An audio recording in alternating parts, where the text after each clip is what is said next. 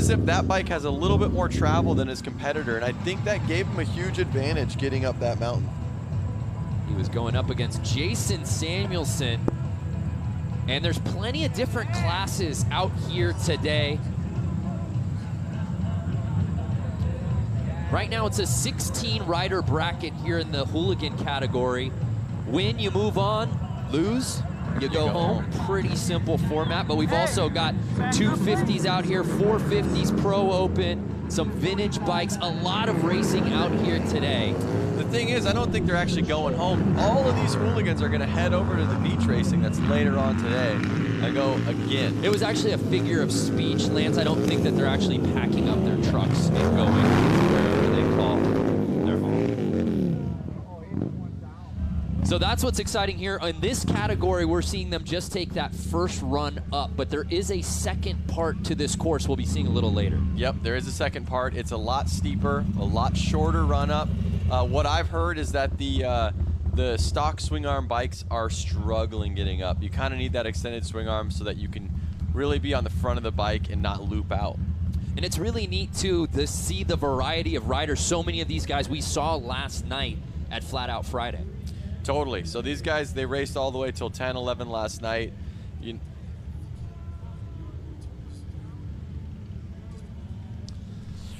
Well, it's not just Lance and I out here in the booth. The third member of our team, Diana Dahlgren, is fighting the conditions out on the course. Diana, how is it out there? You know what? The drizzle is starting to come down, so I'm actually going to go ahead and put my hood on. Hopefully it'll save me for a little bit. But you're wondering, why haven't we started the next heat? That's because Mark Hill, the last person to go up, he actually slid down the back side of the hill. The track crew is out there right now trying to get him up so that we can get this course reset and going right now. Let's go racing. Yeah, you called it. So here we go. 3X taking on 19X.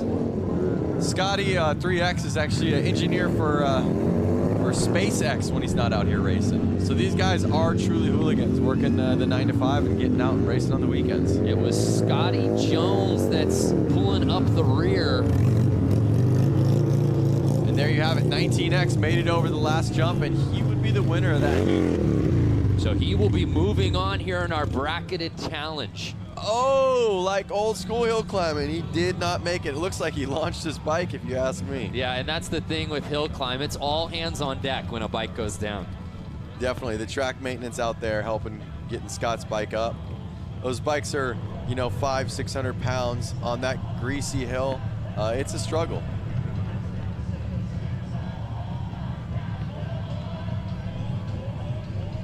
Guys, you know what? As the drizzle starts to come down, let's talk about these dirt conditions. I'm going to run you through this. As you can see on the course, there's light. You can see the dirt looking a little bit lighter, and then you're going to see patches that look very heavy. You guys, you might as well hop on a snowboard and start shredding the mud, because you literally will slip and slide down this hill. These bikes running with tires that are meant for a flat track are going to have some severe difficulties making it up this hill. We're going to see a lot of guys wiping out here. Great point to be made, and right there, both feet off the pegs, slipping and sliding up the mud. And it looks like Mishler is going to take the win. You know, no, you know what? I think it matters when you pass. You're right. When you pass that jump, so.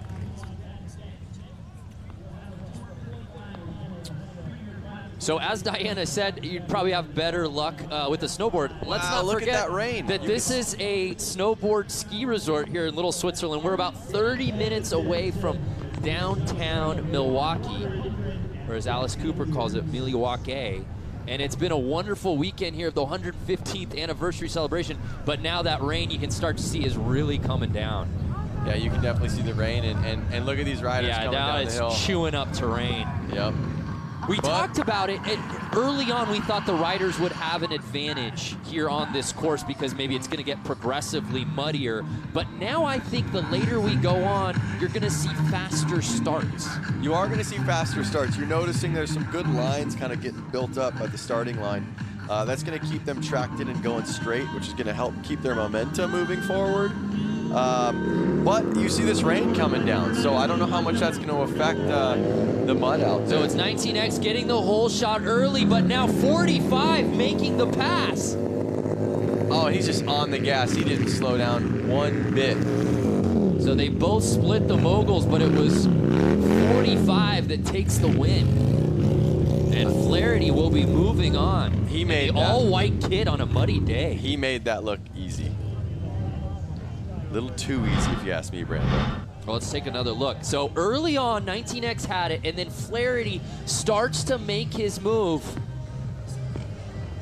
It's really that launch that's really doing it, Brando, because if you notice, JJ did not hesitate over that second jump, which kept his momentum moving forward, which kept his traction up, and he was able to get right up that hill. Hey, Diana, I know you're out there right now. At least on screen, it looks like the rain is really starting to come down. Oh, yeah, it's really starting to come down. Umbrellas are out, hoods are on. Some of these racers are choosing to not start where the rut is. They're actually getting onto the grass top so that they can get better traction. So, I mean, you guys, with this downfall, we're about to see some carnage. Yeah, we are. So Hollis, 142. Leaving no doubt about it. So Louders makes the pass and gets the win. Incredible, Lance.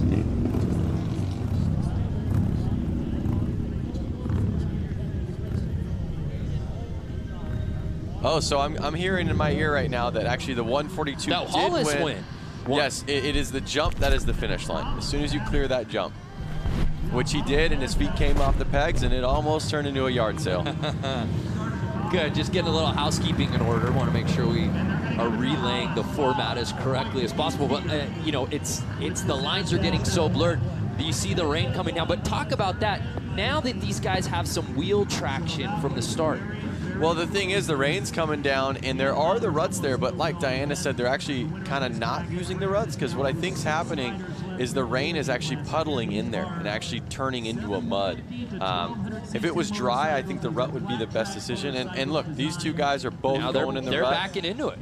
I'm not sure if there is a better choice right now with all this rain. I think they're just doing, you know, what they feel is the most comfortable. The one nice thing about a rut is it is going to kind of keep you in a straight line. Keeps your back tire going straight.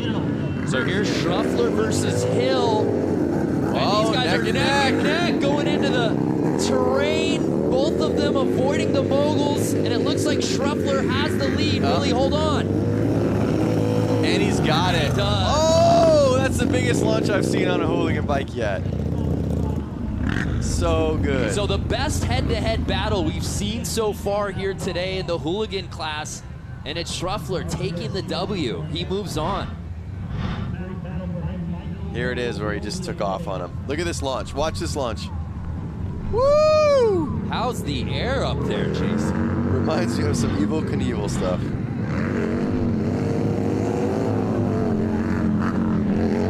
JJ just launching that second jump. Having no problem with this course. He really looks like the one to beat in the hooligan class lanes. And you know what's surprising is his suspension. Oh, his suspension looks actually the lowest to the ground.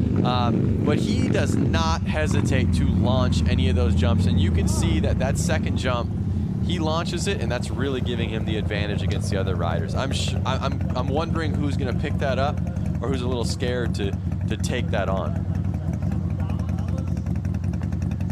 So we just continue to move on here at a torrid pace in our head-to-head matchup. Again, we started with 16 riders, and we're splitting it down to see who will reign supreme here in our hooligan head-to-head class. But again, we're just getting started here with the Harley Hill Climb today. Still plenty of racing going to be taking place. Brando, you and I had the opportunity of jumping on that ski lift, and we were kind of wishing that we could have announced it from the lift. We were lobbying with our producer to let us actually call the entire day from the lift, just kind of going up and down. Getting different angles. They said we do not have the capability. And I said, okay, well, there's always 2019. Let's get ahead of it, guys. Yep, let's get ahead of it. What a view, though. And you see they get up. You're not allowed to take it down. A guy up there, his name fails me, kind of hooked it up and let us ride down on the lift. Yep. So these guys coming up, they actually have to slide back down the hill. Yeah. They don't even give you a sled or a saucer or anything. You just literally have to sit down on your backside and ride down the hill.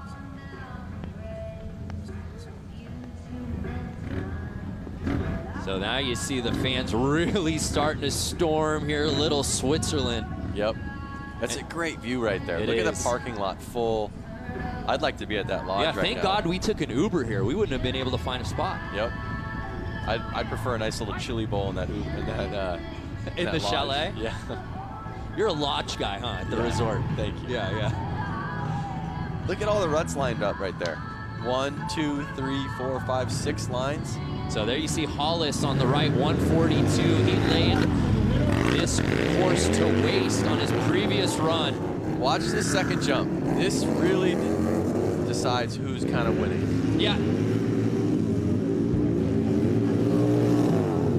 And there we go, number 142 with the win.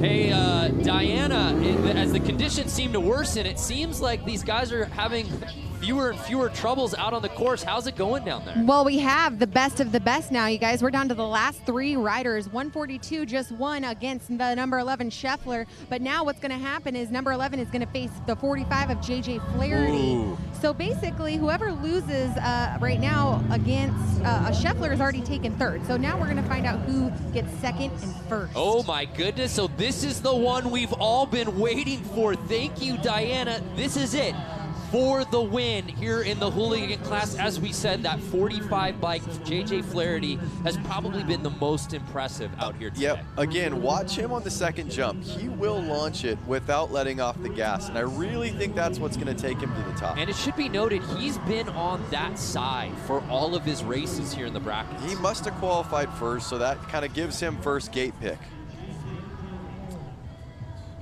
And with first gate pick, you get to pick possibly the best line.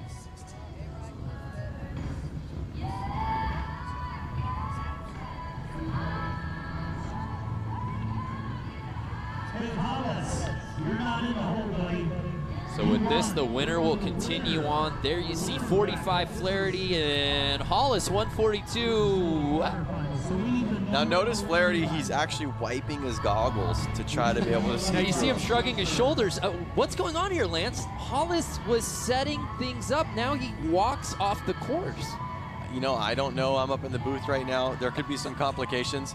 Does Diana know what's going on down there? Yeah, hey, Diana, are you seeing what we're seeing? Hollis now just getting off the starting line. Stand by, because I am trying to find out the details.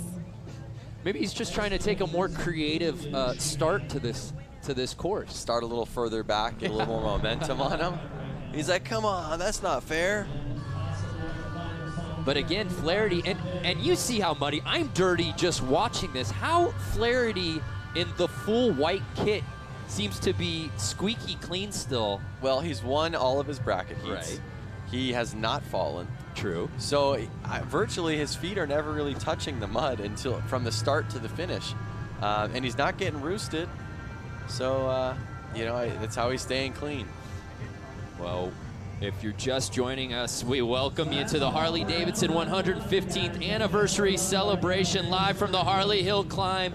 Diana Dahlgren, what's going on down there? Yeah, just getting an update from this scoring tent here. So 142, who was lined up, he just won that round. He actually needs to race in the next bracket. The loser of that round, which was the number 11 of Scheffler, he's coming over, going to line up right now. He's going against JJ Flaherty. Then the winner of this bracket goes on to race 142. Oh, okay. Nice. So for the gold. Wow. Okay, so Hollis said, guys, I'm already pre-qualified. Yeah. Don't make me go head-to-head against Flaherty right now. So now Flaherty has to, you know, work his arms out a little bit more, work his bike out a little bit more. I'm not sure if that's going to hurt him or not. The waiting game. Here we go. They're lining up. The bike's warm.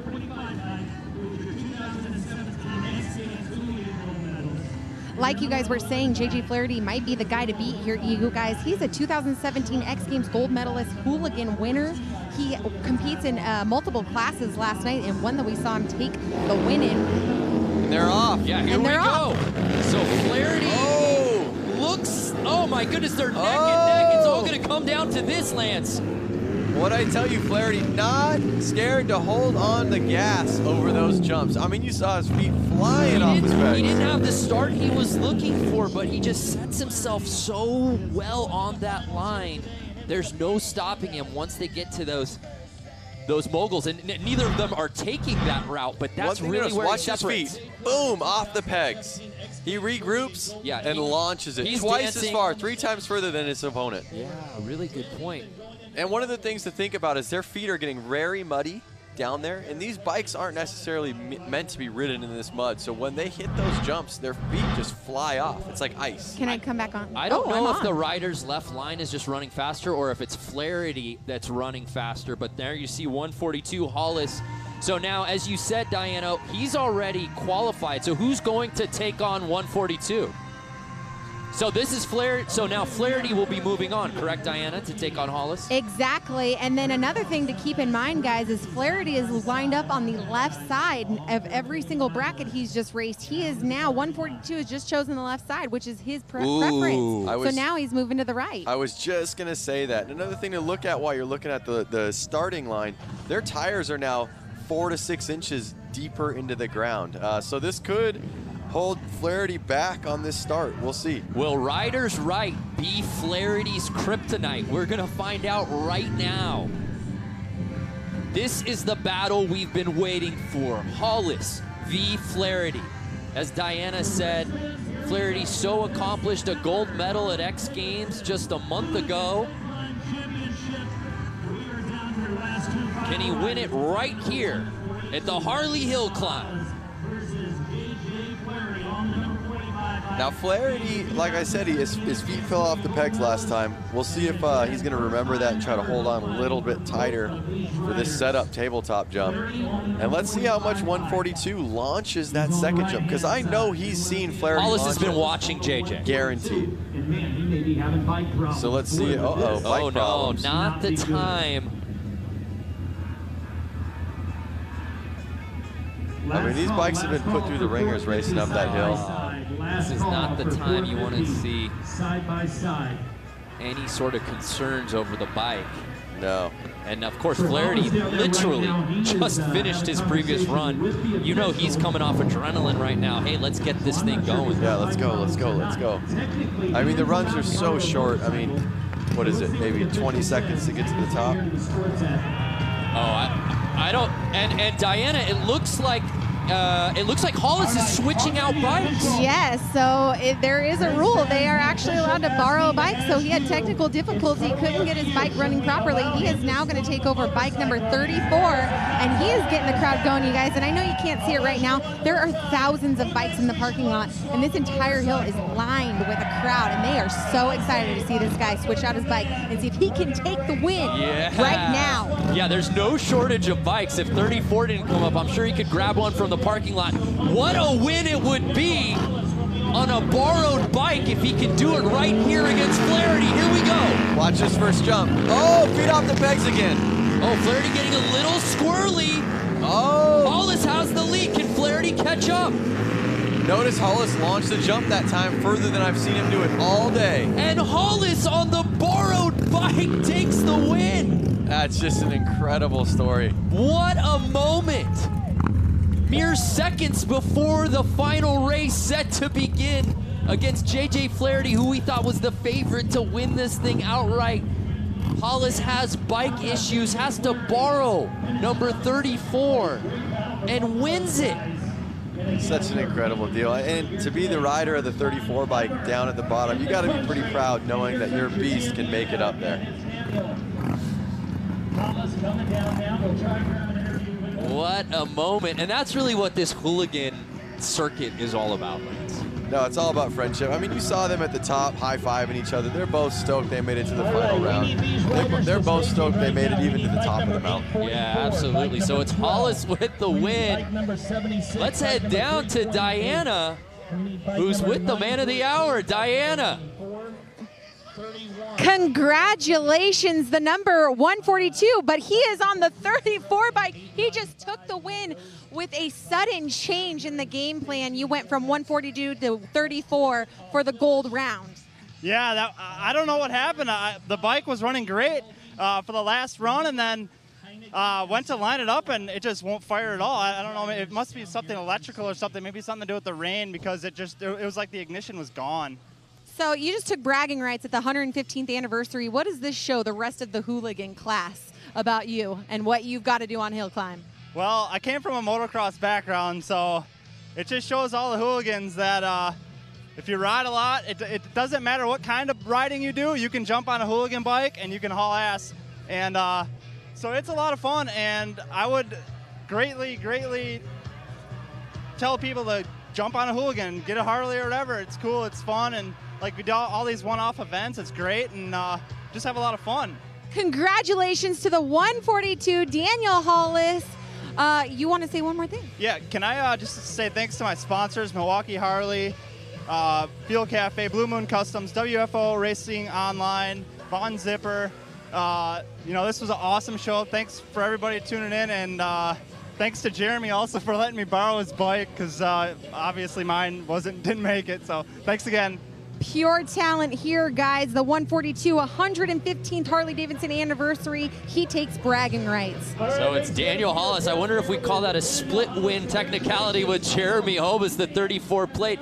So if you're just joining us, to kind of give you a scene of place, last night was Flat Out Friday in downtown Milwaukee proper. Right now, as you can see on our beautiful map, we're at the hill climb, a little further north, a little further east. But our day's just beginning, Lance, because we're going to be hitting the beach later this afternoon. I'm excited to go to the beach. The beach racing is trog, and it is something that is very, very historic in the motorcycle racing world. So just like that, we move on to a different category. It's the 250 Pro timed event, and these riders get to go front and backside of the course, Lance. Yeah, so we got to see some of the backside course during practice, and we haven't shown it live yet. It's a lot steeper. It's a very short run-up, and I saw a couple guys on these bikes not able to make it up. So here we go. Do these guys have extended swing arms? I can't see from this view, but kind of looks like it. Yep. Diana, do you see extended swing arms down there? Oh, yeah, guys. So these are 450s with extended swing arms. I talked to a couple of the riders. You will see some 450s without the extended swing arm. It's just a matter of preference, but they do say that on the backside of the course, they will need the extended swing arm. Yeah, so I ran into Jeff Wick when I was down there in the pits, and he's on a stock 450, and he makes it up the front just fine. But when he got to the back, he was unable to make it. He took a couple tries, and we'll see if he tries right now. So it's the 450 Pro. There you see Dricken versus Altafish, and Altafish having a little trouble early. These guys are going to have to go through the moguls, if I'm correct. Yes. So we'll see how it rides each line. And it looked like Dricken just jumped out there a little early, and Altafish. And there you have it, the number 12. On the 12 plate. There they go to the back. Moving now on they're to the next down round. to the backside of the mountain. They're taking the easy route there. So again, these motorcycles. And we take another look there. A little less power here. And they kept it close after the moguls, but you see the 12 plate just squeaking out the lead. I'm not sure what it was. I think the moguls, they went into the moguls kind of side by side, and I think the moguls are really gonna separate the men from the boys. Yeah, it'll be interesting to see. Looked like Dricken pulled out a little early. But again, that's only one part of it. Now we're getting this backside of the course. This is a little bit more of a truer sense of a hill climb. Not as traditionally steep as we see with most hill climb races. You get up really quick. Well, the thing that they're dealing with right now is the muddy dirt. And again, look at the run-up. It's one bike length, so maybe another 8 to 10 feet in front of their bike. They get up to speed. And then they got to try to gain speed as they're going straight up. And here they are. And here we go. And Altafish leading, no doubt about it, easily crossing that line first. And on the backside of the hill, it's going to be the number 12 once again. So he will push to move on. So with that, the winning the backside is what wins you the head-to-head. He moves on. So this is racing for seating right now. Oh, so this is what's going to let them choose where they're going to start on the backside. So 328 easily winning on that front side. But again, it really comes down to that backside, as we said, for seating purposes. And again, Brando, look at how long those swing arms are on that bike. It's really helping them in conditions like this where they can stay on the gas and the front end does not lift up as easily. So you can see here they come into the moguls. Oh, did the 328 kind of, you know, take a little bit of a cheater line and exit out of the moguls a little earlier than he should have? That's the one thing you got to keep your eyes on. I mean, that's not really being judged. I guess we're on an honor system at this point. But we saw that with Dricken, too, on that first race. Seemed like he got out just a little early. So here we are. I'm curious what's going to be the line of choice throughout the day. Right. It was riders right, if you're watching the left side of the screen, that seemed to have success early. Yes, that is correct. And notice how long these bikes are. It's hard to even move them, and not to mention how wet it is out there. Could you imagine if they didn't have those wood planks behind it, and they were roosting the fans behind them? So this is what matters most when it comes to seating. This backside up the hill race. Oh, getting a little squirrely. Oh. And it's 328 taking it. But that thing was wide open. And it was David Brandenburg. Old school hill taking the climb. win in that one. With the paramedics helping 76 get up the hill. Now notice 76 was on a two-stroke. I wonder if that didn't help him. Yeah. Getting up that hill. And just like that, we come back down to the bottom for the front side. Absolutely. So here we go. And we're off. It's going to be Head to head. Let's watch him in these moguls right here. Ooh. Number 914. Looking great. And it's Luke Sapala crossing the line first. He was going up against Nathan Preeb there on the 94 plate. Last year in Pro Hill Climb Racing, making Let's take another look. Devil's Staircase, Oregon, Ohio, As you see Sapala with a podium finish. On that rider's left. Watch him in these moguls right here. Feet coming off the pegs. They're just holding on. That's what I love. I would say textbook, but I don't think there's anything textbook when it comes to this course and these races. You just hold on. You're right. Now let's see which gate the seating winner chooses. Yeah, this will be interesting to see if Sapala, we've seen it both ways. Now notice also, look at the ruts on the starts. The ruts are now, from the rider's view, going left, which is going to affect them. If they go in there, they're going to go in that rut. So is he going to drop into the rut, or is he going to stay out of it? Myself, I would stay out of it. I would stay to the right of that rut, to the rider's right. We'll see what he chooses, though. But none of those bikes are going to be here today. It would just be too tough to start those nitro bikes on the backside. That's tough. I haven't been down to the bottom, but you see he just dropped into that rut, but now he's going to have to follow that rut. He's not going to get out until he's past it. And look at how deep it is. Look, his whole foot's dropping in it. Sapala on the right-hand side of your screen. He has lane choice. That makes Nathan Preeb on the left-hand side, your underdog. And we see now that most of the riders favoring that right-hand side. So see, he's getting out of the rut. Now he chose to be on the left side, which I wouldn't get on the left side because he's going to be able to fall back into that rut because the rut goes right in front of his direction. So I myself wouldn't have, but he has some reason. I'm not looking at the hill from his angle. Maybe there's a big rock on the hill. Maybe there's a big tree stump. I'm not sure. We're going to see it, what happens. And we didn't see the hooligans take this part of the course, so it just hasn't been ridden a ton for these guys to kind of get an eye on how it's riding. We've seen both sides have success early here in this class. And we're off.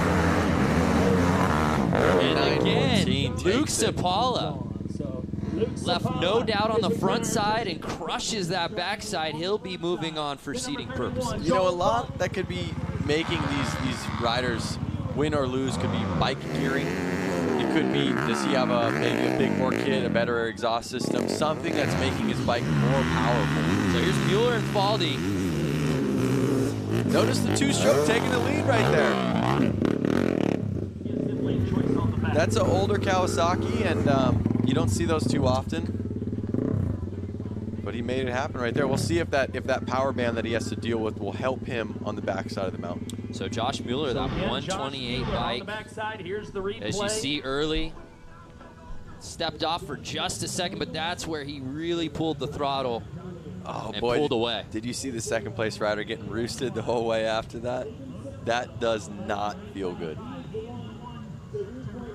Imagine BB shooting you as you're trying to also ride your motorcycle. No thank you, but he's still got one other side to race, so we'll see which side Mueller chooses. Again, like I said, watch the two-stroke. This bike has a way different power band. It could be faster. It looks like a 500 maybe. It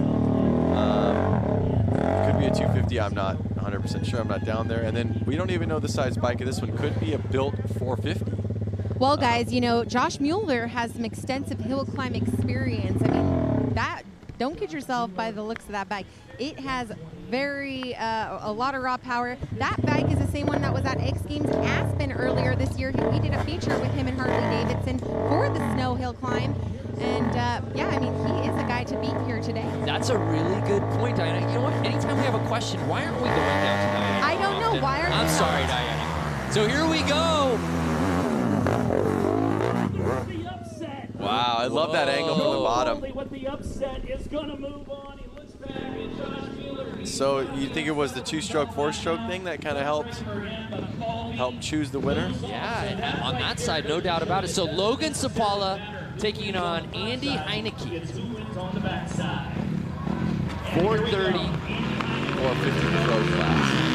430 taking on Sapala's plate number. Oh my goodness. Wow, that was the cleanest I've seen through the moguls. Look at the lead he has. Oh my. Look at the lead. Wow. And he's gone. He's not even looking back. No way. He's like, I'm going to win and keep winning. And then I'm going to keep winning. And I'm going to take home the gold. Look at this again, Lance. As you said, Logan Sapala, maybe the best we've seen throughout that part of the course. Moguls, no problem for the 895. He wheel tapped one of those moguls. By the time he set his front end back down, he was literally already out of the moguls. Only rider I've seen do that. With an upset on that backside. Let's see. So after Luke Sapala looking so good in his heat, Logan just laying that front side to waste. He's dropping in the rut, and again, look at how low his tire is in that rut. That's, what does that look like, 7-8 inches? At least. And like I said, once they get in that rut, they just have to follow it, really.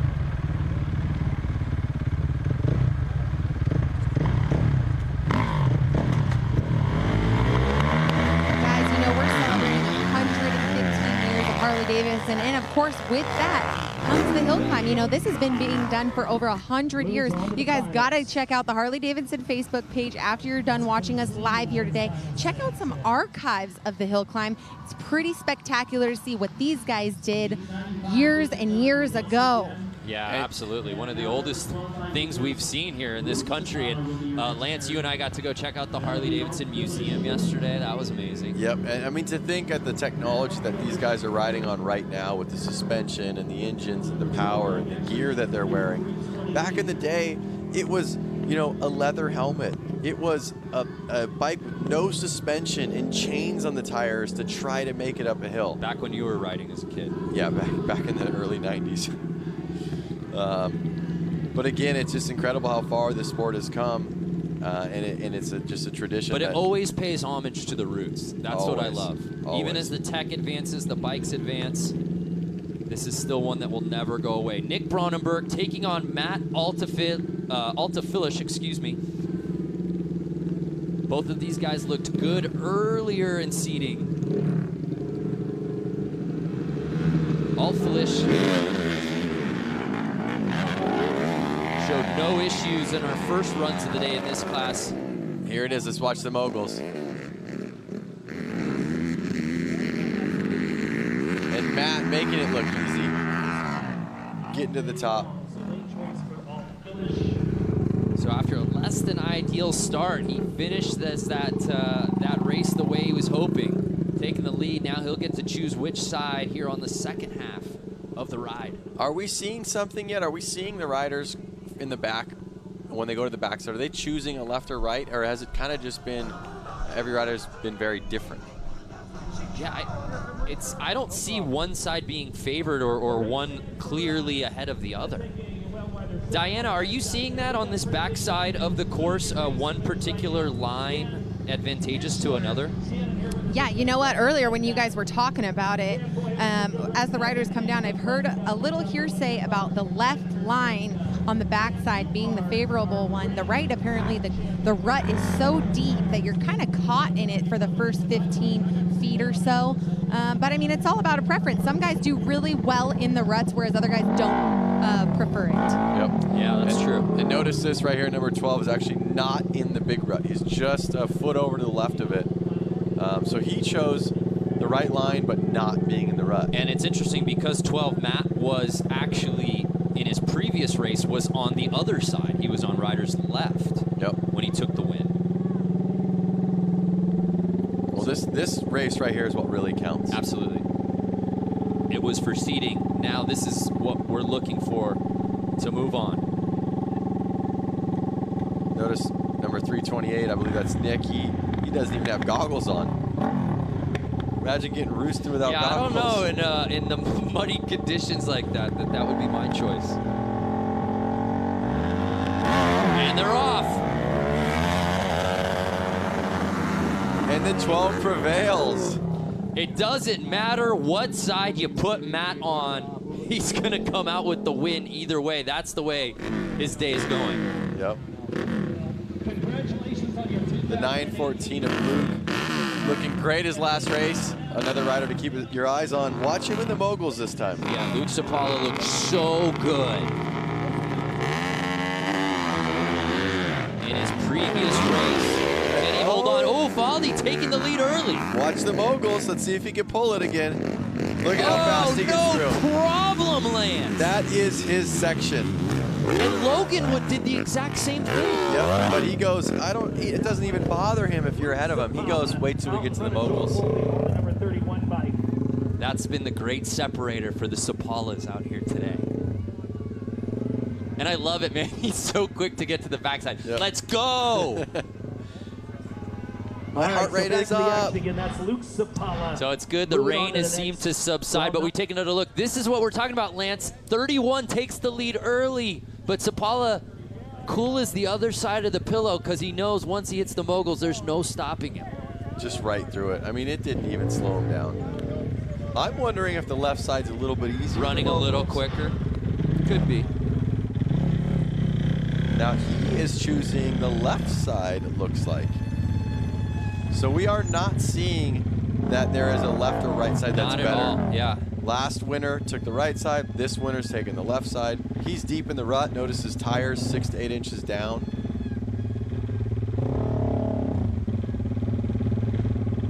He's finding neutral right now. Let's see what gear they click into. Are they running this up in first or are they running this up in second?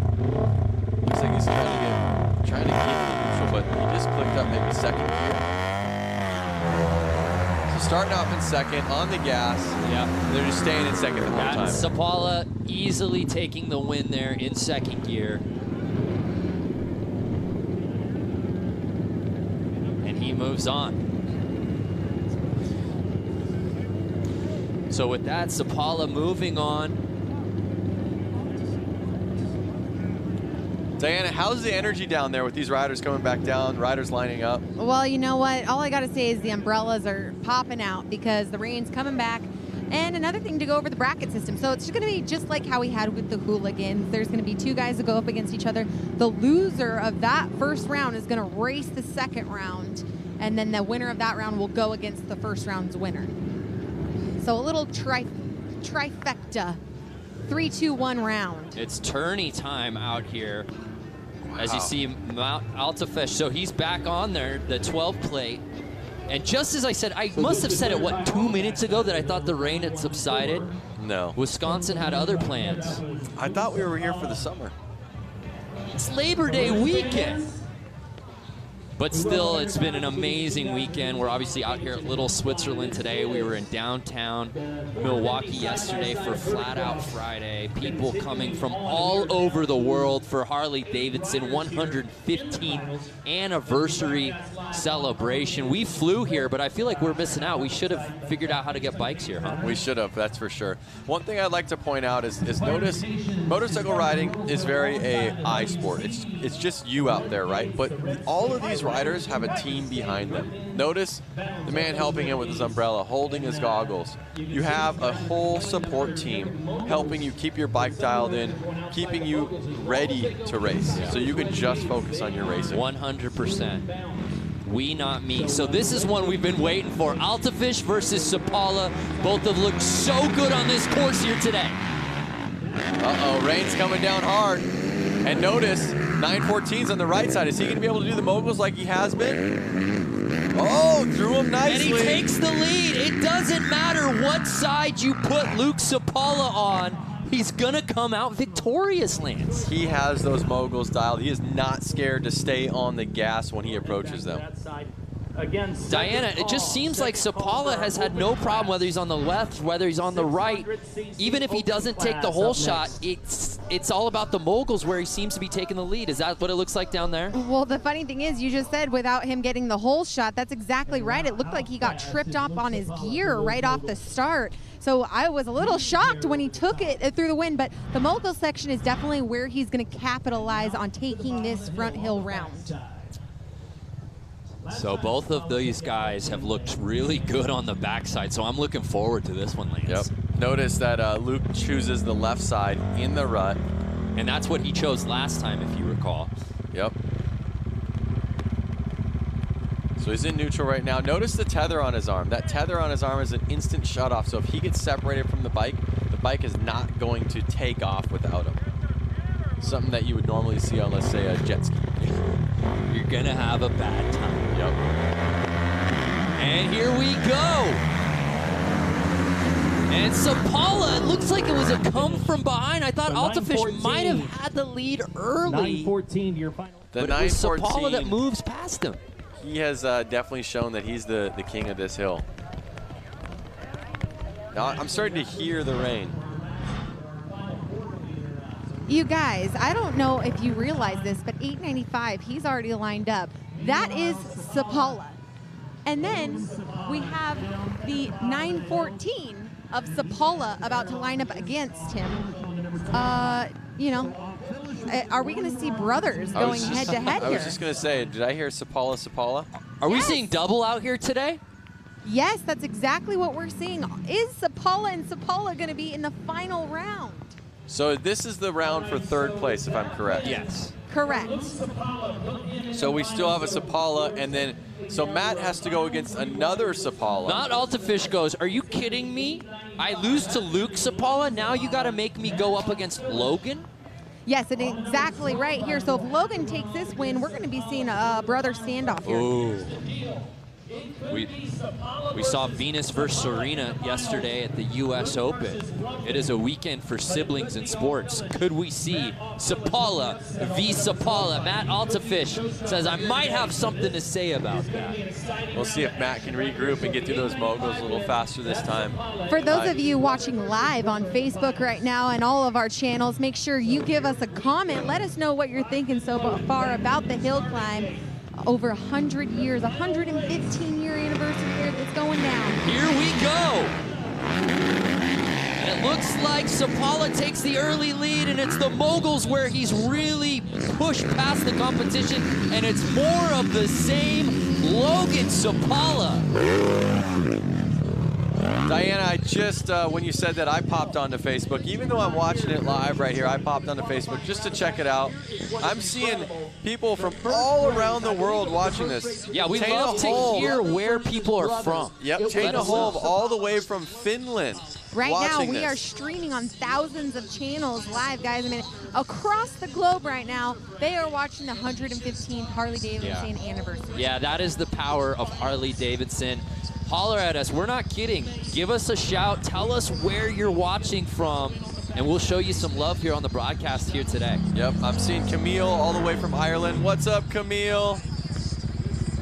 Luis Gonzalez, I am here. You are here in Little Switzerland. All right, Luis. I like that. Goose Bay, Newfoundland, Canada, Derek Cleary. Keith Wenrick in Mesa, Arizona, we see you. I want to know out of these guys watching right now, what bike would they ride? What bike would you rip up this mountain? Tell me right now. So here we go. It's the backside between Altafish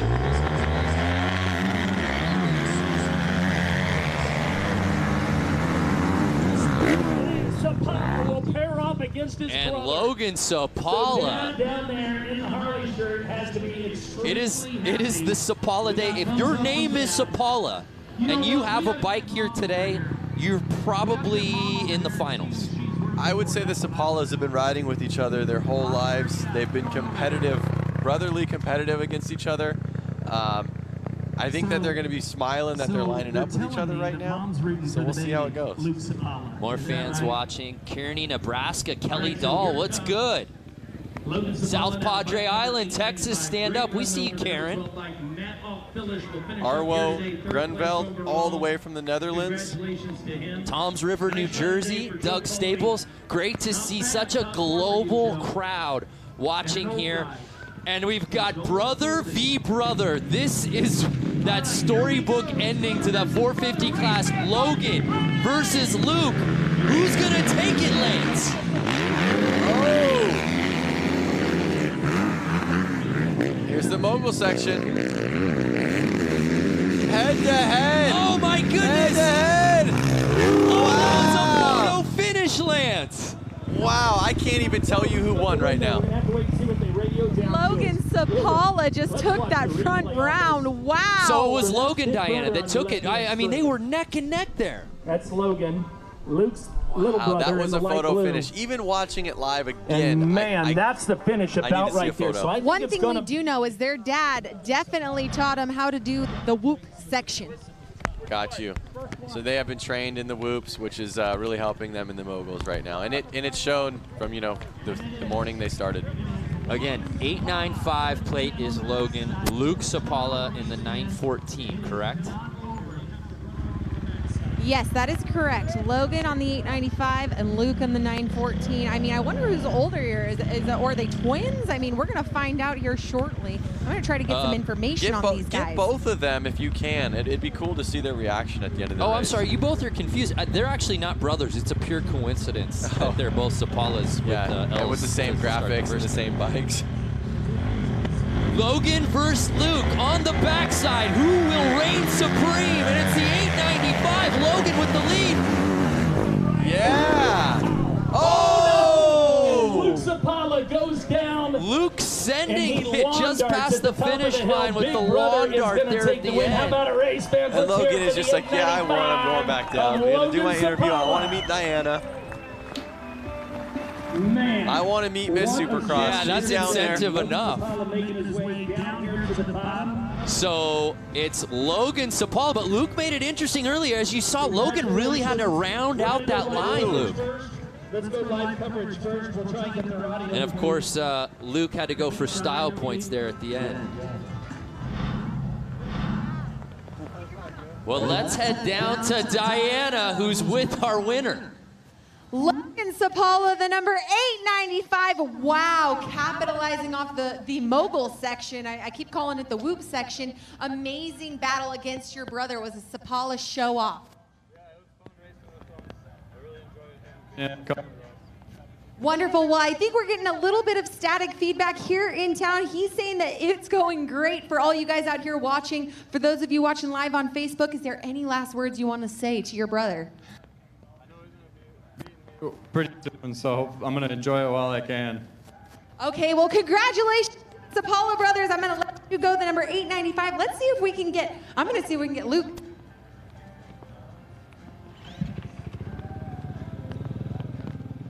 So Diana's hustling to get brother Luke.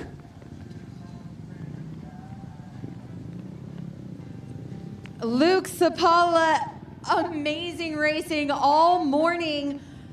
I've been saying that your dad must have taught you guys how to handle the whoop section, right? So how was it up there? And then also that last round, you just took a fall at the very end. Yeah, the hill is super fun, and that whoop is like, that's the most important part of the hill. If you get through there good, then you at least get lane choice. But yeah, on that top part, I don't know, I just think I hit a rock or something on the top, and my back tire just kicked out, and I just went right over.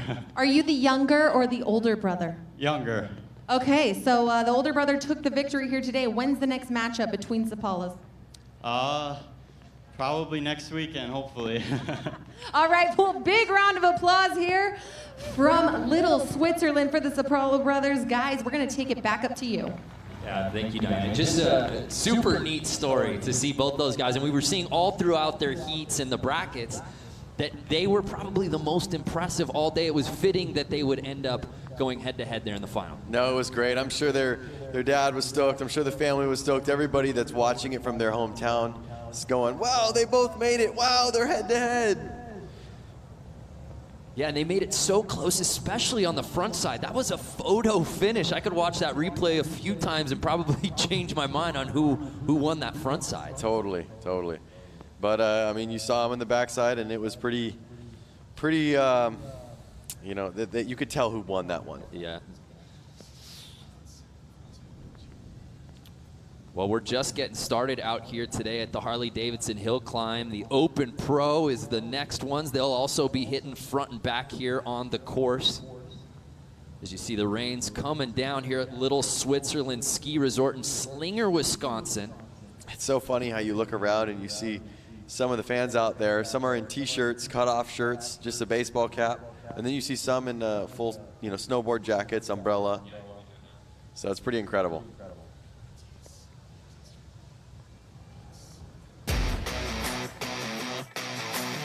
Years ago, two men, William Harley and Arthur Davidson, had a simple idea: attach a motor to a bike. Little did they know that concept would give birth to a culture all its own. In celebration of an American icon, bikers have gathered from near and far to test themselves and the clock. Last night, spills and thrills ruled the oval during Flat Out Friday to begin this weekend's festivities on the shores of Lake Michigan. This morning, expect more as we go vertical. It's hill climb. Then, with no time to catch your breath, speed meets sand at the beach brawl, something the racing community hasn't seen in a century. So to borrow the immortal words of Steppenwolf, it's time to get your motor running for the Harley-Davidson 115th. What a day out here. Brandon Graham alongside X Games gold medalist Lance Corey, Diana Dahlgren out on the course. The Open Pro up next here at the Little Switzerland Ski Resort. We're just about 30 minutes away from downtown Milwaukee. Unlike the previous races where we're seeing head-to-head, this now our first category where we're seeing timed races. So timed races will be interesting because they're going to be able to choose any location on that mogul section. So there's not going to be an advantage or disadvantage on, oh, I got stuck on the right side, oh, I got stuck on the left side. They're going to have a wide open course, no one roosting them. The course is all theirs. Take the front side, take the back side, and we figure out the times from there. Of course, the rain has steadily been coming down all day. And you know the guys who are racing in this category, that being the Open Pro, have been keeping an eye on, obviously, the hooligans earlier this morning in the 450 class. But for more on these guys and what's in store, let's head down to Diana. You guys, the rain has started to come down heavily.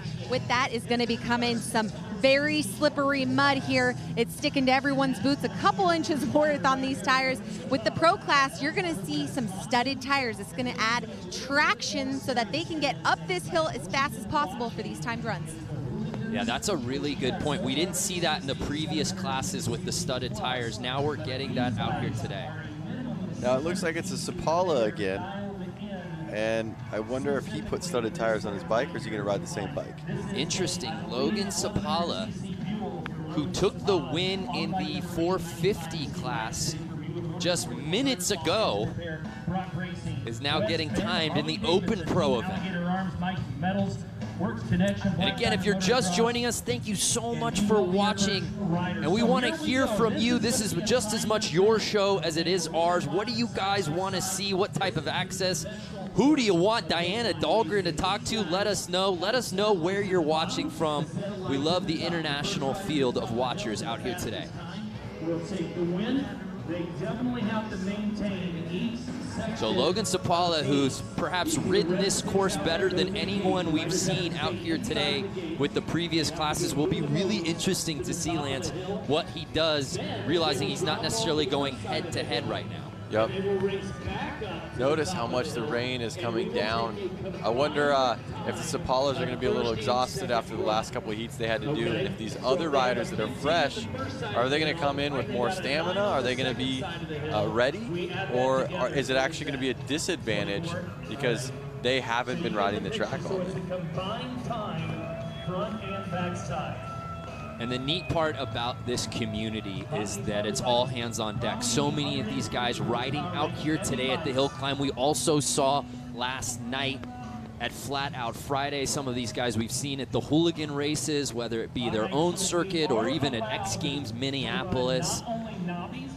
Yep, that's one thing about motocross racing is you are just all over the map, riding in different states, different locations, and it really brings everybody together. Now, I wonder for Logan Sapala, as we said, is he going to be a little winded?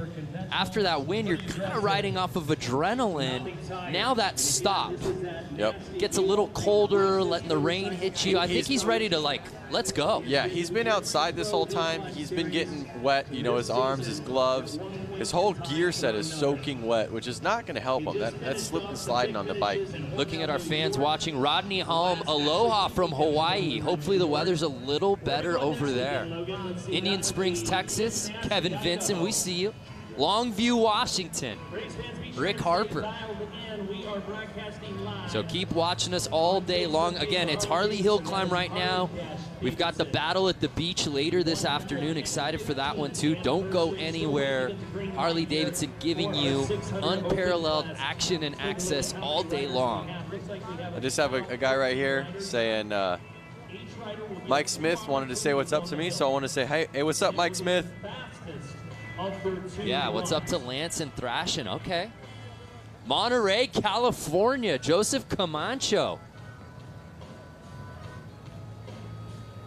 Jeffrey Steegman representing the Ohio. Yep. And again, Scotland in the house, Roger Foote. I wonder all these places. Let us know. Is it raining like this where you live? Yeah, what's the weather like?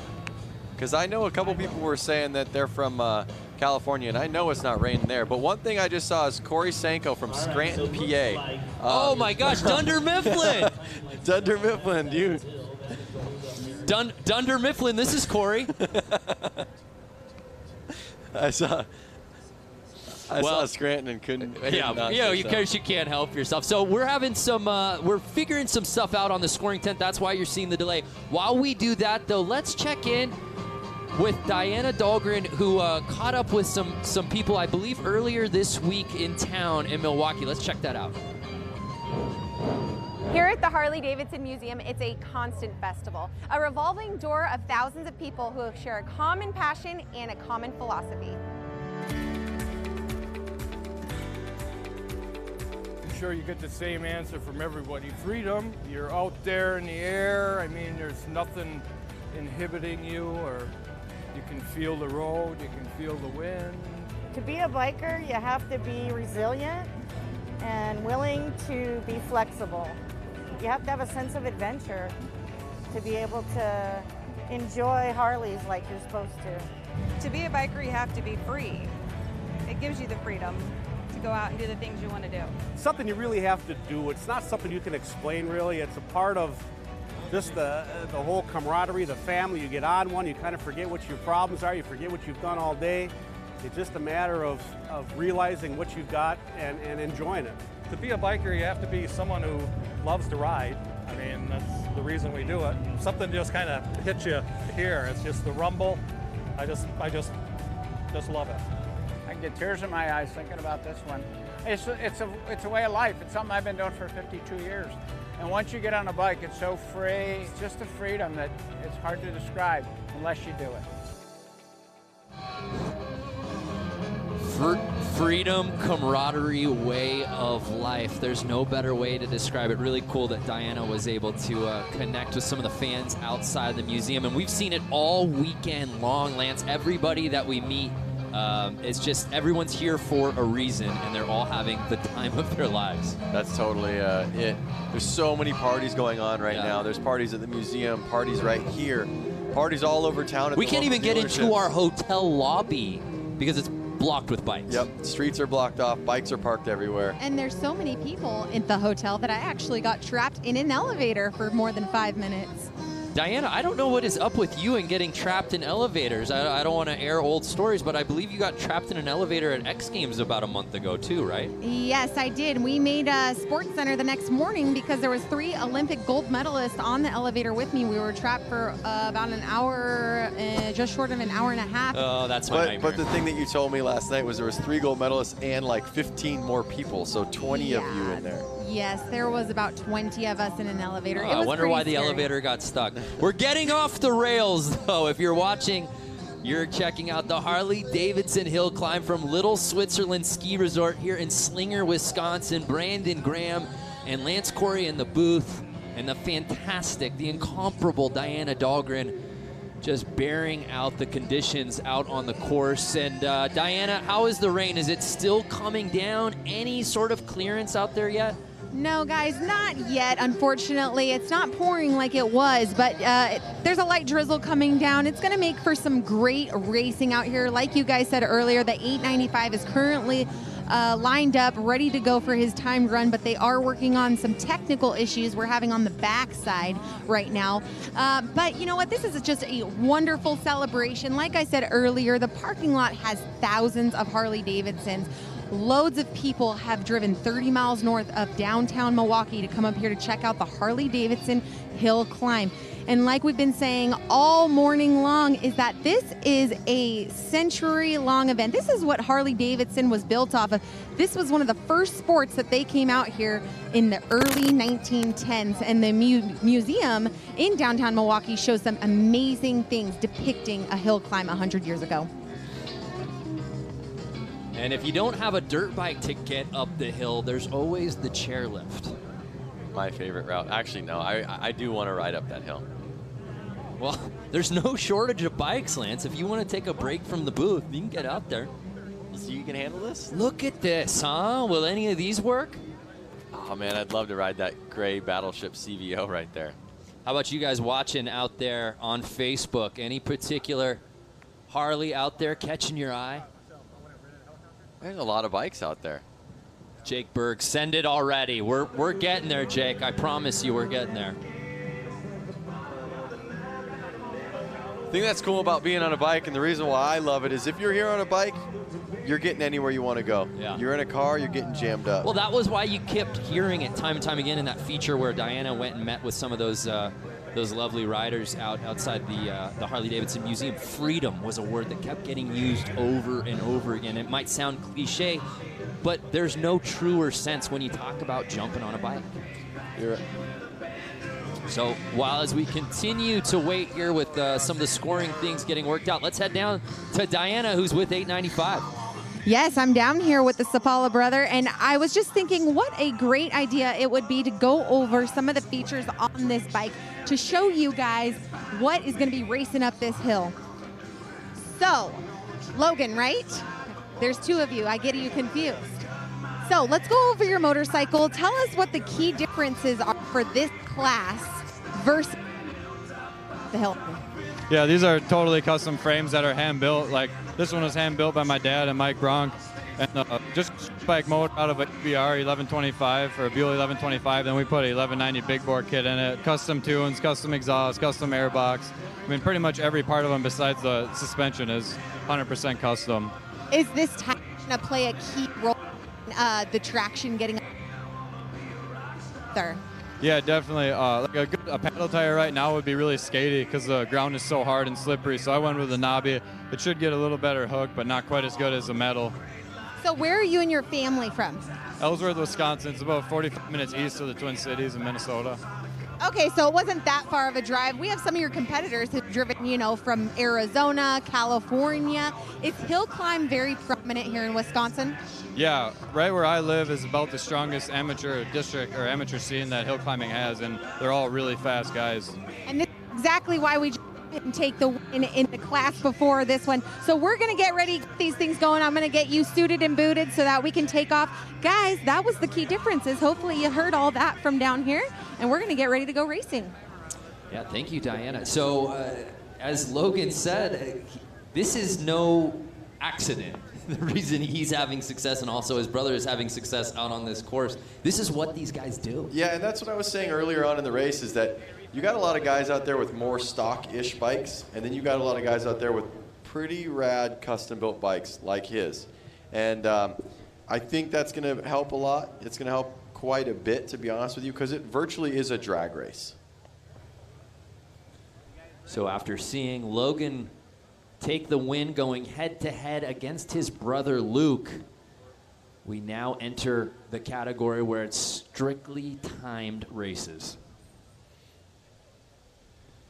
Each of the riders getting to go front side and back side here today at Little Switzerland Ski Resort. Barbecue's flamed up, burgers going. You could just see it getting muddier and muddier.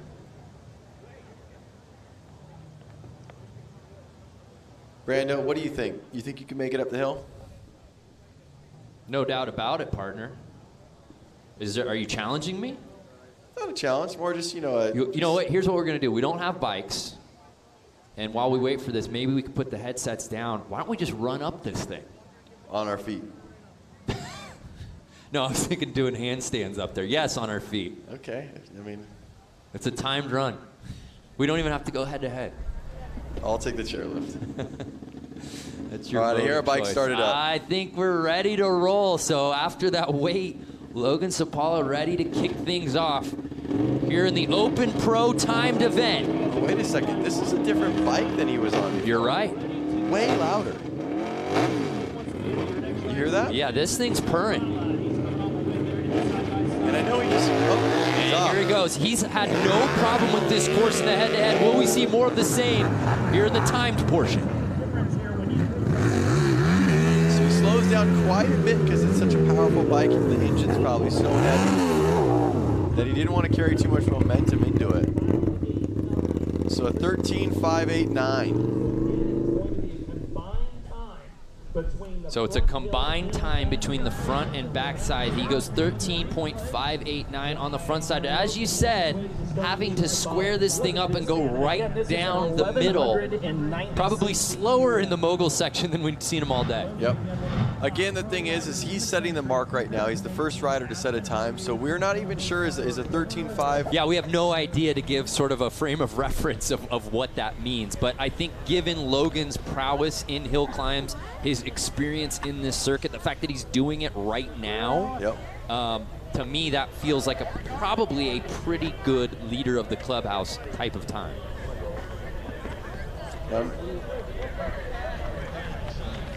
So Diana, we saw him there finally on the time portion. We got ready to roll. Is he on a different bike now, Diana? Oh yes, like we heard earlier when I was talking to him about his bike, this is a completely different bike built, I mean, from the nuts and bolts all the way up to the top of the engine.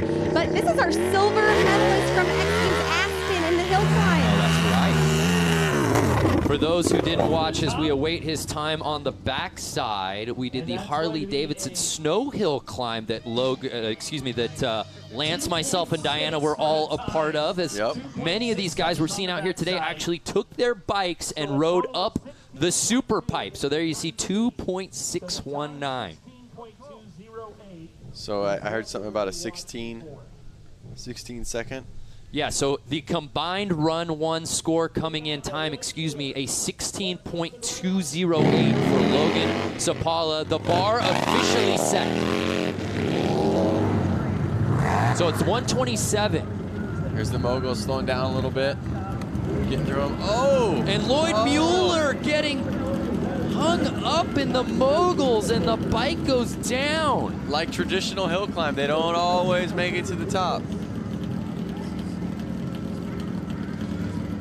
You will get another crack at this. This is round 1, but not the way you want to kick off your first attempt, especially in the timed portion. No, it is not. Your confidence goes a little bit further down, a little bit more nervous next round. So let's see where it goes wrong, Lance. He goes in, and you notice his frame. He stalled. Yep, he stalled. He stalled, and then his frame hit it. It just wasn't going to help. So he slowed down a little too much. Maybe he wasn't in a low enough gear. So the question I have is, this is obviously a throwaway, on the front side. When this occurs, do you even bother about the backside, or do you just wait for that second attempt? I would say that your time's already basically null and void, and really no point in wasting. You'd have to ride to the top, so no point in wasting the energy getting there and having a time that doesn't really. Mueller's asking, well, can you just count my backside? I think that might be a pretty decent time to beat. Yeah. So here's Logan Peterson out of River Falls, Wisconsin. Again, Logan Sapala with that 16.28 combined time. Setting the mark. Is who is to beat early on. Now this bike looks a little bit more traditional. It does. Diana, from where you are, can you see what kind of bike that is? Yeah, I mean, it is customized, guys. The engine does look different than what the Kawasaki. That definitely does not look like a stock 450 Kawasaki motor. Huge swing arm. I mean, fender in the rear.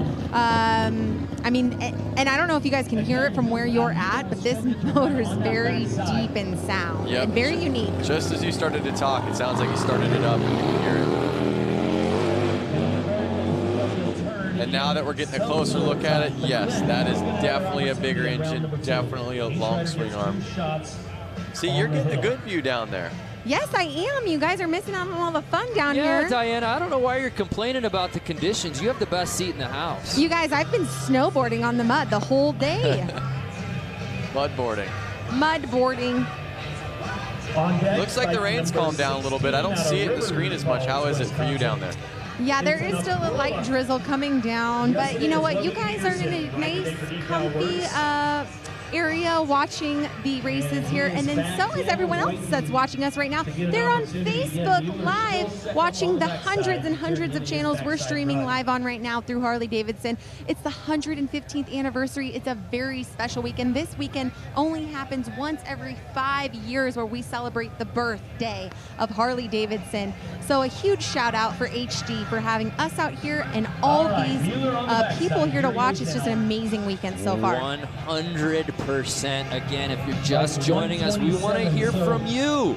Now notice he went to the backside of the hill, so he is going to hit the backside. I'm not sure if he took the chairlift up there. So Mueller is taking the backside. Okay, so interesting. I will say we'll get to the competitors list eventually, but it is truly a family affair out here in this pro open time class. So I'm not sure how they're going to score that, if he's doing it just for practice so that when he comes around again. So I am getting note right now from our scoring and research department. They are giving him a run one time of 60 seconds. So even though he will get another chance, in order to complete this backside, basically if you do not finish that front side run, for whatever reason you drop the bike or can't complete it, you're getting to 60 seconds. So now you're tacking on to 60 seconds on that backside. That's what's going on with Mueller. That makes sense, because if another rider doesn't make it up, there's something to kind of judge in who's actually getting last place. So we've got 2 Muellers out here today, 2 Louders, and 3 Sapalas racing in this list. He had a misshift right there. And he's off. Nice run. I'm not sure. Oh, they gave him a 2.7. So 2.7. Now remember, Logan Sapala put down a 2.619 on the backside. So he's a little bit behind right now. Logan obviously is setting a pretty high standard. So with that 60 automatic on the front end, that gives him a total combined run time of 62.792. But we move on to Logan Peterson in the number 16 bike. Switzerland Ski Resort. the epicenter for hill climb racing today. And I'll tell you, I love the rain. It just, man, it just feels good out AJ here. Harnack, less talking, more riding. Say no more, AJ. We're just going to lay out. Mark Peeler, what's up from North Carolina? I'm liking seeing these happy birthday comments. Medina saying happy birthday, Zandra saying happy birthday. Definitely happy birthday to Harley-Davidson. Can you imagine starting a brand and leaving a legacy like this for 115 years, and it's going to keep going? Such a heritage brand. We were talking about it off air yesterday. He's off. Here we go. Logan Peterson on his first run. Here's the moguls. Let's see how he does. He gets through him though. Back on the gas. So we'll see what that front end time comes in for the 16 bike Logan Peterson. And it's a 17.279, I'm being told. As Kirk Mueller lines up out of So a little more than a second slower than what we saw out of Logan Sapala. And you know what's kind of cool is the diversity of motorcycles that you see out here. Michael Crowell, hello from sunny SoCal. We'll be there soon. Hey, Terry A. Martinson, hello from Norway. What's up? So now he's walking the bike down. It's getting so muddy down there that he's feeling more confident, you know, pushing it down. So a 17.279 on the front side. That's going to put him quite a bit behind Logan. Already, that's 4 seconds slower than what Logan did on the front side. That's actually slower than Logan's combined run time. Yep. And he's still got another side to go. Hey guys, I'm not sure what this, I'm gonna actually end up finding out about it, but there are charge up stations down here next to all these bikes, and when 16 was about to take off earlier, it looked like his dad was giving the bike a charge, possibly to start it. Lance, would you know anything about that? Yeah, so these engines are so powerful, that so big that they don't have kick starts on them, and I believe they also don't have electric starts. So they actually need a machine that'll come up and start the bike for them. And you can see one right there on a dolly, that red dolly. That actually starts their bike up for him. So I think that right now he's a little worried. He doesn't want his bike to stall. Otherwise, he could be kind of stuck at the bottom of that mountain without that starter that you're talking about. Yes, that's exactly what I was seeing. Okay, great. So yes, his dad did just start him up down here. And like you just said, they are going to want to avoid that for any kind of race delays as the rain starts to absolutely pour down here. I was just going to say, it is really coming down now. Look at the tires caked with mud. They look like mud balloon tires right now. And again, that rut's even deeper than it's ever been. And the 16 bike, Logan Peterson on the backside. Yeah, I guess making it to the top. 3.454. Add that up, we'll get a, I should just pull my calculator. Yeah, I was told there would be no math. So that comes out to a 20.738. So still Logan Sapala, leader of the clubhouse. Keep those comments coming. But the 49 by Kirk Mueller launches it right through the, oh! No! Tank slapping. So he gets through the moguls and then gets squirrely right out of the exit. Let's see how that did on his time, but I will tell you what, he was not scared going into the moguls. 15 seconds to get up the hill. Again. Logan Logan Sapala still leading that 13.589 on that front end. No one's been able to touch him there. Kirk Mueller could have made it interesting had he not had trouble out of the mogul section. I see somebody antagonizing me on Facebook saying, Brady says, I see how it is you guys don't want to read my comments because my last name is too intimidating. All right, Brady, let's give it a shot. Brady Brishagella. How'd we do? Let me try it. Brady Brishagella. Shout out guys from Australia, Adam Newton. Seen a lot of people watching from Michigan. Love that. Pittsburgh, PA. Trisha, what's good? Keep the comments coming all day long. We're going to be giving you action from the hill and, of course, from the beach a little later this afternoon. Lance and I are really excited to get out there. Definitely. I want to see some comments. I want some questions. Ask us about some answers that we need to do. So here's Mueller on the backside, and he shows no problem there, getting up real quick. Interesting to see. Hey, I was saying, I think you and I go to the beach. Should Diana stay here and do the sidelines for the beach races from the rain out here? You and I work great as a team, and she works great by herself, and she could probably handle Diana, it. why don't you stick around the hill, and Lance and I will go to the beach a little later. You know what? That sounds like you guys are excluding me from our family festivities today, and I don't like that. I'm hopping on the helicopter with you as soon as these races are done, and we're going to fly down to the beach. So here's Louis Lauders, and it should be noted, I'm waiting on Mueller's back time, but I heard it might have been even faster than Logan Sapala. Lauders right there. He took it very mellow through the moguls. His bike, you could tell it was fast. He was hauling butt going up, but as soon as he got to those moguls, it definitely slowed him down. Check it out right here. Comes up to the moguls, puts his feet down a little bit, has to slow down. Kept the bike running. We saw the Lauders brothers in Aspen. Yes, we did. The X Games Aspen back in late January. They're at a West Bend Harley-Davidson, which is actually a local Harley shop to the area. Rich Luciano, my 5 wives and 23 kids in Utah love this.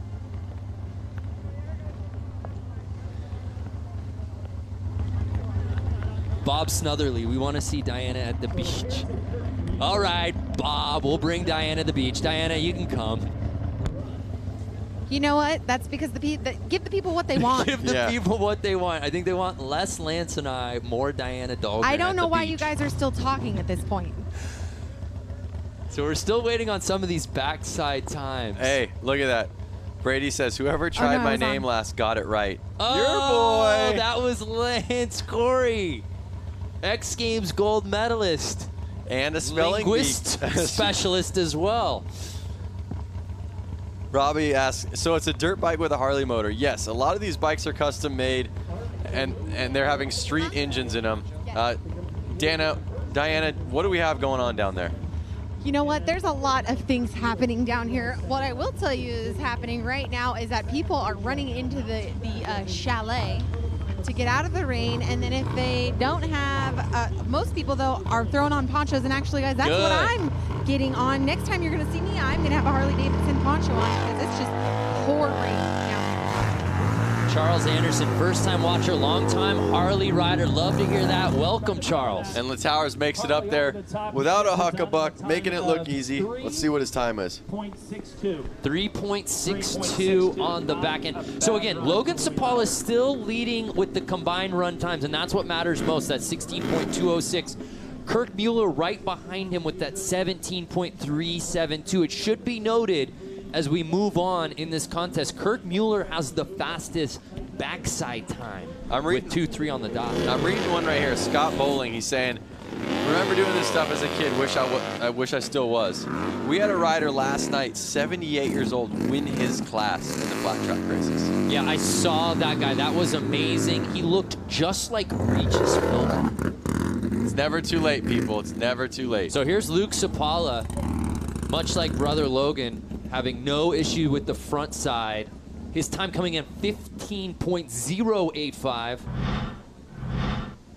Watch this again. Watch him through the moguls. Yeah. He was crushing the moguls on his 450. So the younger of the Sapala brothers, who lost to his brother in the previous class final. Luke on a Harley-Davidson some ground. On 914. So 15.0. Brady's local. Brady's saying he might have to stop by and say what's up. Brady, come on through. I see some people asking what size Harley-Davidson engine is it? There's a variety out there. I have seen some 80-inch Evos. I've seen, this is a Sportster engine right here, 1200 cc's, but these bikes are built. You can hear them. They are definitely fast. I'm not sure what they have them, built up to, but 1200 plus cc's, that is for sure. And you can imagine they were just on 450 cc's, so over double the power. Dylan McClellan. Hey guys, it's a nice 90 degrees here in Florida. All right. don't have to rub it in.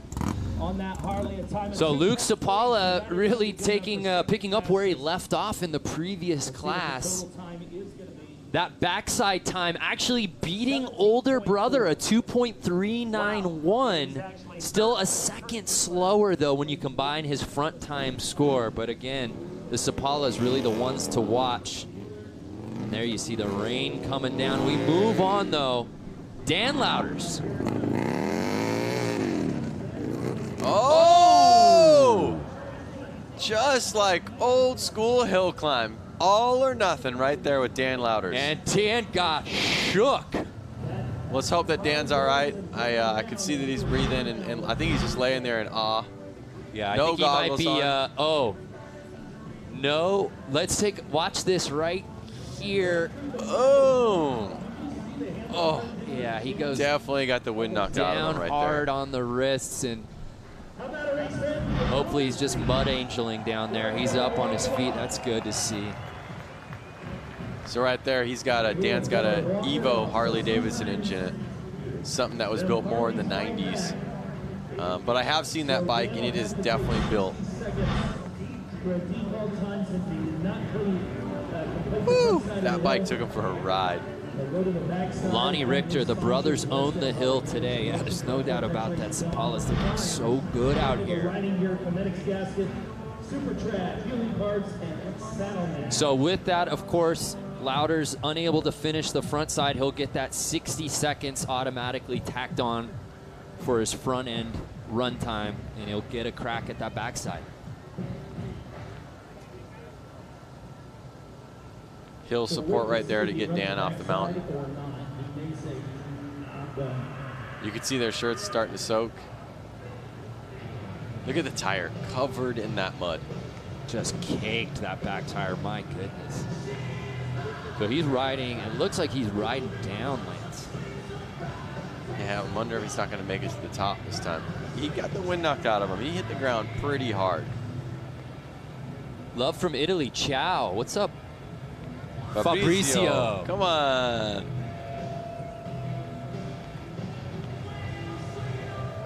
My man Brando about put his face in my phone to try to read that. I mean, to be fair, we don't have a laptop open. We're watching from your very small iPhone that's in front of your face. I'm sure a lot of people are watching. That's why I was mispronouncing our buddy's name, Brady's name. I just couldn't see the font.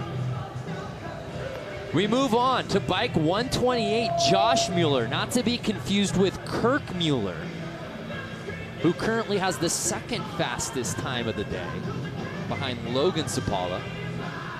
Is anyone going to be able to beat Logan? Yeah, could Logan go 2 for 2 out here today after taking the 450 class?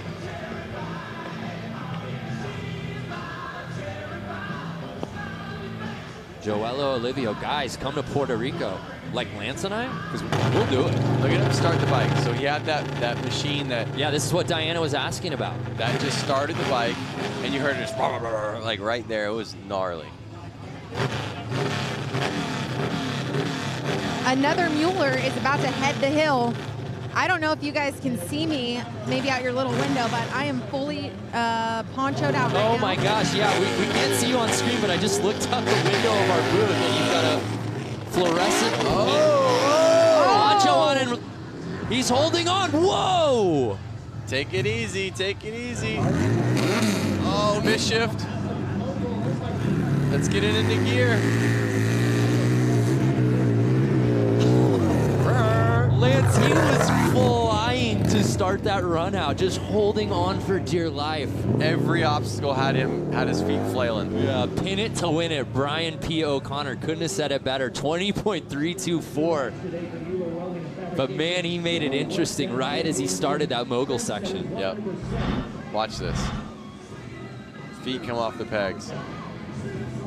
Off the pegs, off to the side. Oh my goodness. Can we just shout out to Cliff White right now? I snow skied Little Switzerland, which is where we are right now, while in high school from 64 to 68. Loved every run. We're talking 54 years ago. Cliff was out here on 2 planks putting it down in Little Switzerland. On 2 planks. I wonder if you ever imagined that 50 years later he'd be watching Harley-Davidsons rip up this mountain. Cliff White, God bless you for watching, man. So 128. Josh Mueller trying to take on this backside after posting a 20.324 on the front end. Getting questions here. How many different classes are there? Right now we're in the Open Pro. Of course, we had the 450s earlier. There was the Hooligans to kick off the morning. So this course has seen a lot of bikes on it here today.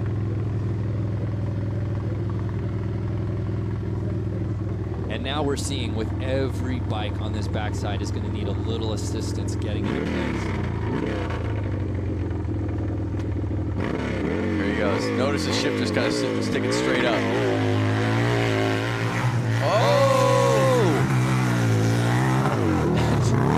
Opted for a little bit more of the scenic route as he goes left, but is able to hold on. That's the rut's actually kind of pushing him to the side, so he must have dropped into somebody else's rut that he wasn't ready for. Kind of bucked his bike out. He stayed on the bike though, stayed on the gas, and he made it to the top. So I know that slowed him down quite a bit though. Yeah, so still a decent combined score for Josh Mueller, 24.109. Again though, Logan Sapala still in the lead. Now notice this bike right here. It's kind of a morph between a sport bike and a dirt bike.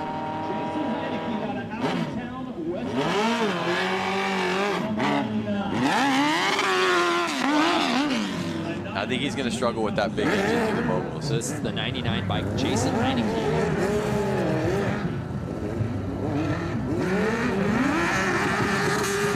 Looks like he kind of went around it, but he might have still been in the cones. Oh, he's just slide. Yeah, he's having his struggles on the front side. Just lays it down past the finish line. That's going to be a heavy bike to lift up with that grease. Cody. So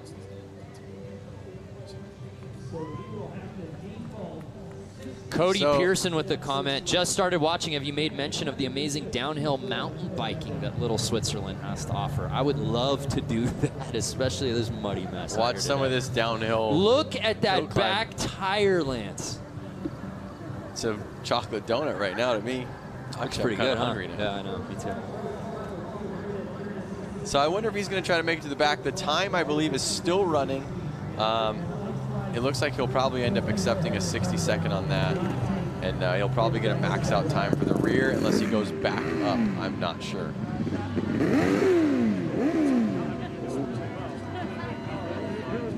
Yeah. So Heineke will hold on to the 60, and he's actually getting it on, I'm being told now, the backside as well. So by electing not to go backside, it's similar to front. Oh, it now is. I'm being told that he is. So he can take the chairlift up, Brando. Bring his bike up. Yeah, bring the bike up. Like a downhill mountain bike. Like a mountain bike. Yeah. All right, looks like he's taking the other side. Well, he said, hey, give me a run with no moguls. I got no problem with it. Yep. You guys, as Jason just passed me heading back up the hill to go to the backside, his tire is nearly flat. So I'm not sure if that's from, you know, jumping these jumps with how heavy their bikes are, or if he let the air out of the tire because he'll be able to get more traction with how slippery it is currently. Well, one of the things you're saying about that is they definitely let the air out of their tires to get more traction. Right. You are correct, but when you let that much air out of your tires, you have a higher risk of pinching your tube and having your tire go flat. So it doesn't help sometimes in situations like this if he hits a sharp edge, and he could have gone flat. I'm not sure. Yeah, the tire is nearly flat. I mean, there was barely any air in it. So as we move on to the next racer, number 60, I mean, his tire is not looking anywhere near Jason's. Yeah, Jason, we'll see how he does here. He definitely was not getting the traction unit at the front, but was that because of all the jumps and the moguls? And there you see Dan Dricken on the front side, the 60 plate. And if you're just joining us, thank you so much for watching. It's the Harley Hill Climb as part of the Harley-Davidson 115th anniversary celebration coming to you from Little Switzerland Ski Resort. Just about 30-minute drive from downtown Milwaukee.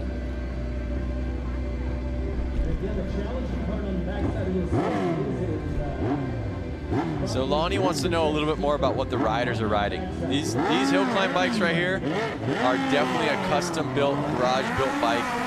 You're seeing a lot of sport bike, a lot of hard. Oh! Out over the top.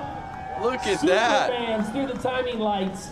So he just launched it. He said this time, I'm making it to the top. I'm getting the time. Heineke letting it fly like it's Pastrana throwing his bike into the bay. Yep. Amazingly enough, though, Lance, that time coming in at under 3 seconds. So actually a pretty solid backside score nonetheless. Yep.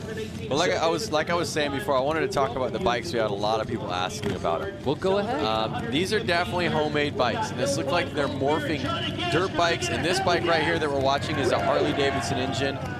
They want bikes with more power than you've ever seen on a dirt bike, longer than a dirt bike. They're trying to get a long wheelbase with suspension of a dirt bike so that they can get up through these obstacles.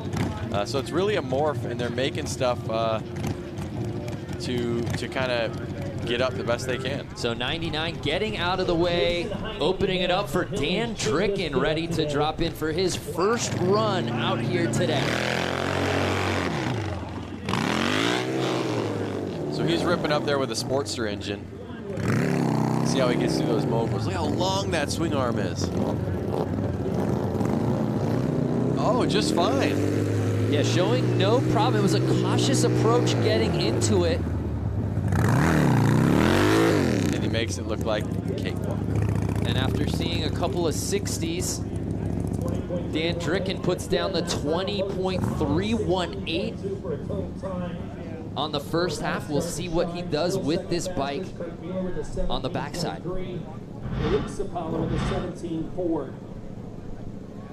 Watch him through the moguls. He's very cautious. It's getting slippery out there.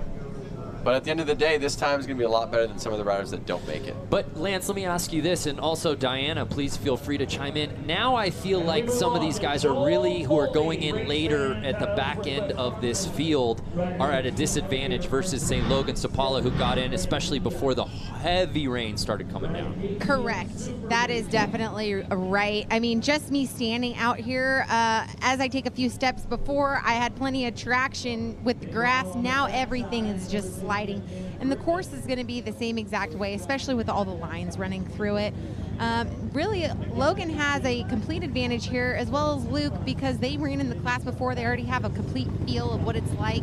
And, I mean, I don't really see anyone else here on the course having as much of an advantage as them. Yeah, no coincidence that Logan Sapala was the first guy to ride in this class and still has the fastest time. I don't want to take anything away from Logan. He obviously won the 450 class and has looked so good all day long here in Little Switzerland. Well, but these he obviously had an advantage. These guys were having qualifiers earlier on in the day, and I'm sure he seeded himself to have the first lineup. Being in hill climbing, you'd probably want the first lineup so you get the smoothest track, basically. Well, another thing to think about too is, guys, he's a silver medalist from the hill climb. Absolutely. Again, just like the front hill, he's smooth, he's calculated, and he gets up. Well, that's the thing. I think the long wheelbase is certainly helping him, but it also feels like we're seeing a little bit more of a cautious approach. Yep. Hey, slow and steady wins the race. So Dan Tricken, after posting that 20.318 on the front side, puts down a 3.175. And here's Joel Faldy. Here come the moguls. Hesitant, but gets through them. Back on the gas.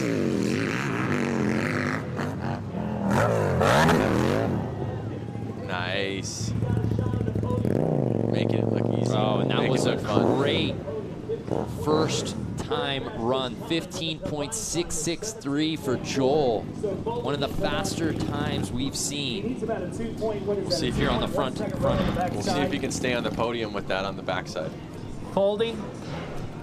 Running the Jerry Zimmy watching. Come on, Joel. We've got a Joel fan out there riding that 31 plate.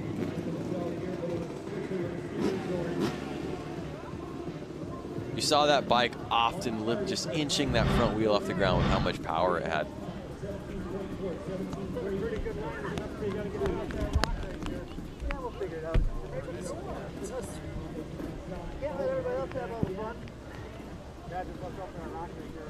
So 15.663 on the front, and now he's going to go up and secure his position with his time on the back side of the hill.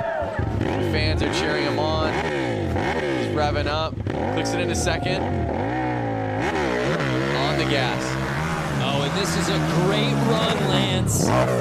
Launching with style at the top. 2.5. Oh my goodness. I don't know if it's good enough for a top 3. I don't know that that's going to get him into the top 3. Of course, Kirk Mueller had that 2.3. 18.224, yeah, so that puts him just outside of the top 3. That's the 4th fastest combined time we've seen out here today. But my goodness, he zoomed up that backside. He's not going to be happy with that. He's going to come down. He's going to realize he was only a second off of a podium position. He's got a second chance at this. I'm pretty sure he's going to hang it out there more on the second run.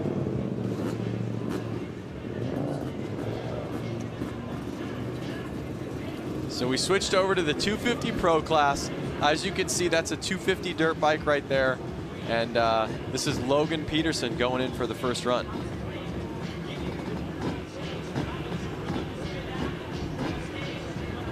Brando, what do you want to know about this bike versus the bikes that were just up there? Yeah, well, just the 250 class versus the